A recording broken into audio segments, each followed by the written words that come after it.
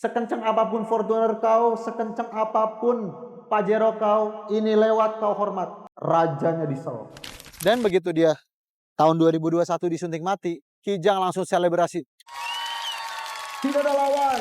Jadi rasanya memang nggak enak mobilnya, tapi bisa mengakomodir kebutuhan keluarga Indonesia pada waktu itu.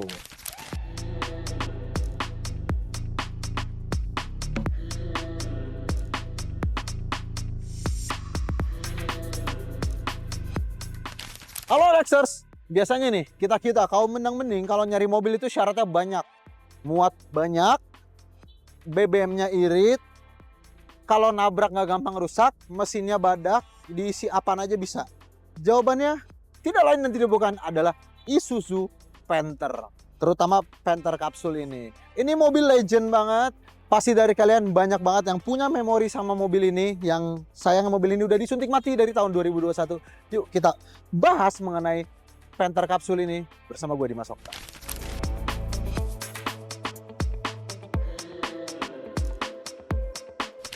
Sejarah singkat ya mengenai Isuzu Panther generasi kedua ini. Generasi kedua ini pertama kali diperkenalkan itu tahun 2000, menggantikan generasi pertamanya. Tapi begitu masuk generasi kedua, sisa bodinya itu cuma yang MPV dan juga SUV. Atau kalau kalian tahu itu namanya Isuzu Touring. Nah sementara yang pickupnya masih pakai bodi yang lama. Dan dia ini salah satu ya dari cuma dua MPV yang pakai leather frame di Indonesia.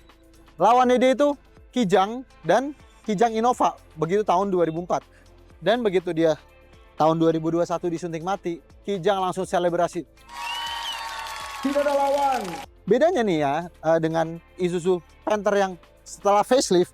Nah, yang pertama ini dia matanya masih sipit nih. Kalau misalnya kalian tahu mobil-mobil zaman sekarang itu lampunya apa? Plastik. Ini kaca, bro. Wah, ini kalau nabrak nih anti pecah nih. Enggak, malah gampang pecah ya. Tapi seenggaknya mobil yang ditabrak bakal hancur. Terus nih ke bawah ya. Materialnya besi semua, bos. Dan kalau nabrak mobil-mobil zaman sekarang, itu berasa nabrak kardus. Karena ini kuat banget, pasti besi semua. Dan desainnya ya sebenarnya biasa aja gitu. Lampu doang di sini, lampu panjang sama lampu pendek dia nyatu. Terus ada grillnya di sini ya. Kalau yang facelift dia berubah grillnya jadi warna-warna hitam gitu. Terus kalau yang facelift setelahnya lampunya yang berubah, grillnya juga berubah. Terus sebelum akhir tahun 2021 disuntik mati, dia grillnya juga berubah, tapi berubahnya cuma garis-garis gitu doang, bedanya dikit banget sih. Terus ke bawah nih sebenarnya ada fog lamp di bawah ya, cuma ini bolong nih sama ownernya. Ya inilah kondisi Panther ini, unit tahun 2002. Sebelum gue lanjut membahas si Panther ya, ini adalah mbahnya, rajanya diesel di Indonesia. Jadi gue punya pesan kepada para penyembah cumi-cumi darat. Sekencang apapun Fortuner kau, sekencang apapun Pajero kau, ini lewat kau hormat. Rajanya diesel.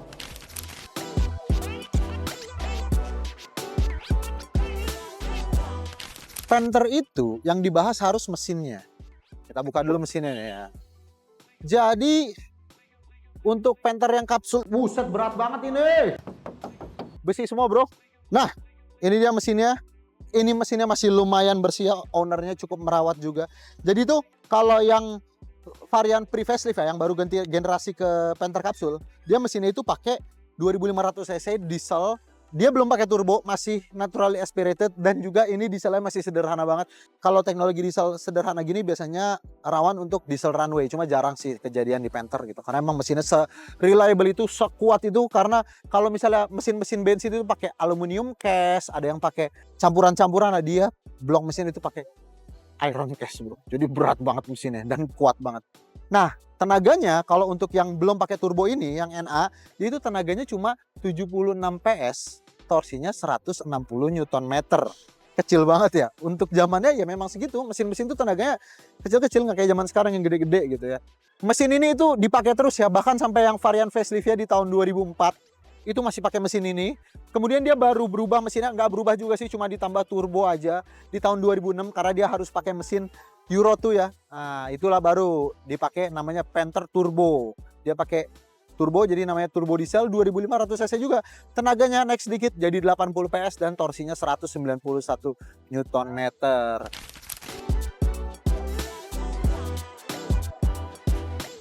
Di samping sini nggak ada yang gimana-gimana banget ya. Sederhana aja, emang mobil ini sederhana pada zamannya gitu. Spion di sini masih hitam kayak gini. Ini aja udah hilang nih tutupnya ya. Dan foldingnya masih manual. Sudah elektrik sebenarnya ini untuk kacanya, tapi kayaknya ownernya ini rusak ya motornya dan gak dibenerin lagi, jadi bolong aja gitu tombolnya. Tapi jadi lebih canggih karena jadi pakai voice command ya. Tolong dong digeserin sana. Dan kelihatan ya ini long wheelbase. Sebenarnya Panther yang ini ada short wheelbase tapi nggak laku, setahun langsung disuntik mati. Tinggal yang long wheelbase-nya aja. Nah terus ini nih ke bannya nih. Ini bannya ukurannya aneh. Dia itu pakai ban ring 14. Ukurannya 185/80. Jarang banget kan mobil pakai ukuran ban segitu. Profilnya itu tebal banget karena bannya tipis, 185 kecil untuk mangkas harga mungkin ya. Tapi unik ya, dia walaupun bannya kecil, bautnya itu ada 6. Gila, SUV banget kan. MPV mana lagi bautnya 6? Kenapa bautnya 6? Yang 5 rukun Islam soalnya kan. Masya Allah lagi Ramadan.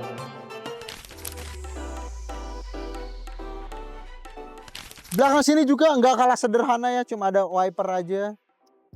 Aksen krom-kroman, terus ada di sini Panther dan lampunya masih kaca buram, sederhana banget. Dan uniknya nih, kalau yang pre-facelift ini, yang kapsul pertama, dia bukanya itu ke samping.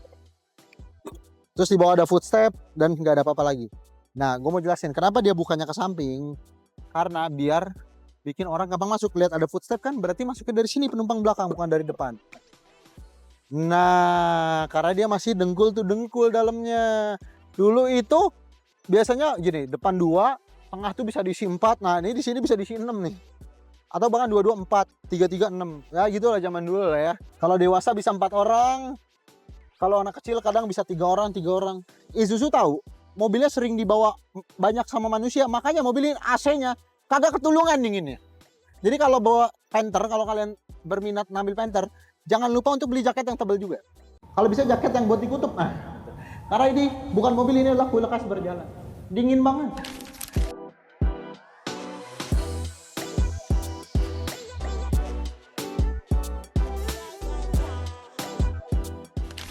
Nih ya, yang gue suka dari mobil-mobil zaman dulu tuh ya, walaupun harganya terjangkau, lihat deh pintunya.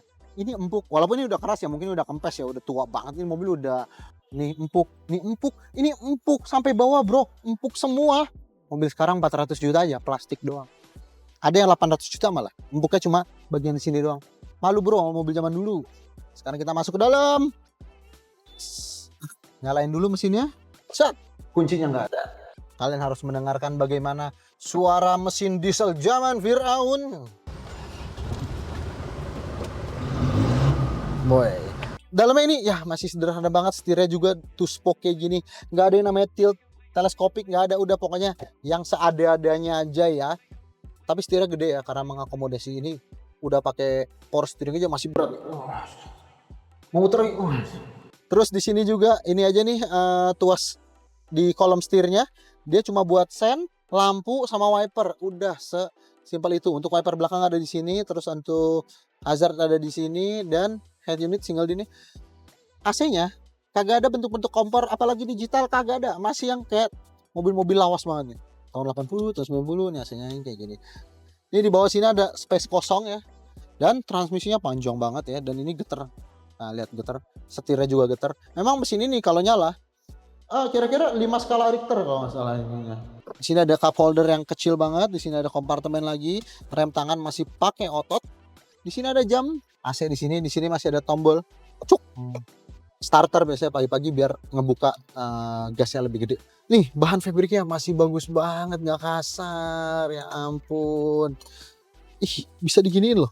Tuh bisa diginiin, nggak ada mobil sekarang yang bisa kayak gini. Ada sih di atas 1 miliar, tapi harganya. Di sini lampu ya, standar banget nih, lampu udah diganti kayaknya. Kita cek belakang yuk. Di belakang sini, wah, lega banget. Walaupun ini nggak bisa dimaju mundurin ya kursinya, tapi kursinya tuh gede. Dia senderannya ya begini aja, nggak bisa diatur lagi. Tapi udah cukup nyaman. Ini kalau yang facelift ya, dia tuh ada armrest lagi. Dan kalau nggak salah ada armrestnya juga di samping deh, yang touring ya. Kenapa sih kalau Panther itu kelihatannya bahkan lebih tinggi dari Kijang ya? Karena dia tuh rata lantai. Nah, ini dia rata lantai nih. Terus di sini masih ada asbak juga nih buat ngerokok juga, buat penumpang belakang. Dia power window-nya bentuknya yang sederhana gini ya. Kayak beli aftermarket, kalau masih engkol ganti yang kayak gini nih. Terus AC double blower-nya yang unik, dia di atas kepala sini. Jadi Kalau duduk di tengah sini, dia dapatnya di atas, bener-bener di atas kepala. Kalau di belakang baru di depannya gitu. Jadi taruh di tengah sini. Lagi bulan puasa ya, capek ngomong mulu, gue pengen langsung bawa aja deh. Sekarang kita udah bawa Panther tahun 2001 dan ini baru pertama kali Panther berubah generasi ya, next gen-nya dari generasi sebelumnya. Dan awetnya juga gila sebenarnya. Tapi ketika kita ngomongin berkendara, emang kerasa banget mobil ini tuh memang mobil basic banget gitu ya. Karena dulu kan dia saingannya sebenarnya sama Kijang sebagai mobil yang terjangkau, mobil yang bisa dibeli sama masyarakat dan juga muat banyak gitu. Ya makanya fitur-fiturnya juga standar-standar aja. Setirnya juga biasa aja, nggak ada tombol-tombol, cuma klakson doang tombol di sini. Dan rasa berkendaranya gimana ya? Kalau di macet gini pakai manualnya sih standar sebenarnya, lumayan jauh dan keras koplingnya. Ya begitulah Panther. Kalau ngomongin suspensinya, dia memang empuk suspensinya, tapi dibayarkan dengan mobil yang sangat nimbung, apalagi bannya kecil. Bodinya tahu sendiri Panther segede apa ya kan. Jadi rasanya ya memang nggak enak mobilnya, tapi bisa mengakomodir kebutuhan keluarga Indonesia pada waktu itu. Gitu. Dan kalau kita ngomongin steeringnya juga kagak belok. Ini dibelokin Senin, beloknya baru Kamis. Tuh. Walaupun udah power steering ya, dan power steeringnya dia tetap berat. Jangan dibandingin sama elektronik power steering yang sekarang yang kayak bawa mobil Logitech gitu ya. Transmisinya juga ya begitu-begitu aja, tarikannya standar. Dan untuk remnya ya pengeremannya juga belum ABS ya, masih pakai booster aja, jadi jangan berharap bisa ngerem mendadak. Makanya harus ekstra hati-hati pakai mobil ini. Jadi remnya juga lumayan ya, ngerem Senin, berhentinya Kamis. Jangan harap kalian bisa ngebut, kagak bisa ya. Paling kecepatan 100-110 aja tuh ini udah struggling banget mesinnya ya. Jadi kalau dibawa keluar kota ya memang harus jalan santai, nggak bisa ngebut-ngebut. Tapi keunggulannya adalah karena dia bisa pakai biosolar alias solar busuk dengan harga berapa harganya sekarang? 6.850. Jadi hitungannya tuh bisa hemat banget. Perawatannya nggak pusing, spare part banyak di mana-mana. Gimana? Udah ke-recall memori kalian soal Isuzu Panther? Kalau kalian pernah ngerawat Isuzu Panther, coba tulis di kolom komentar di bawah. Siapa tahu bisa ngebantu teman-teman kita yang lagi pengen miara Panther nih, lagi nyari Panther buat mudik lebaran mungkin. Jadi tahu kelebihannya apa, kekurangannya apa, harganya berapa. Coba aja kalian cek di OLX. Itu mungkin ada dari tahun 2000 sampai tahun 2021 sampai dia disuntik mati nih facelift. Itu ada. Atau kalau mau yang lebih terjamin lagi, coba cek di store-store OLX Mobi yang ada di seluruh Indonesia. Dan sebelum gue tutup video ini, gue mengucapkan selamat menunaikan ibadah puasa bagi kalian yang merayakan. Semoga puasanya lancar terus sampai nanti Lebaran tiba. Dan satu closing statement dari gue, karena kita sudah masuki bulan Ramadan dan puasa. Mungkin yang biasa intermittent fasting udah biasa soal puasa.